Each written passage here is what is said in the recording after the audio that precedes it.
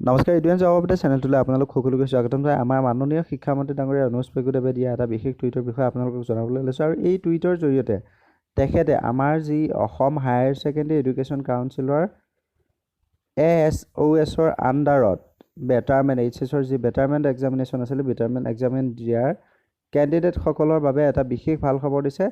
তেখেতে যি টুইটাৰ একাউণ্টৰ জৰিয়তে পোষ্ট কৰিছিলে, সেই পোষ্টটোৰ জৰিয়তে জানিবলৈ দিয়ে যে ASOSৰ অধীনত আমাৰ অসম হায়াৰ ছেকেণ্ডেৰী এডুকেশ্যন কাউন্সিলৰ যি HSৰ বেটাৰমেণ্ট এক্সামিনেশ্যন আছিল, এই বেটাৰমেণ্ট এক্সামিনেশ্যনৰ ৰিজাল্ট আজি পাব্লিছ। লগতে ইয়াৰ যি শতকৰা পাছ কৰাৰ শতাংশ আছিলে, ইয়াৰ শতকৰা হৈছে 69.52%। আৰু তেওঁ এই যি পোষ্টটো আছে, এই পোষ্টটোৰ জৰিয়তে সকলো কেণ্ডিডেটলৈ শুভেচ্ছা বাণী জনায়।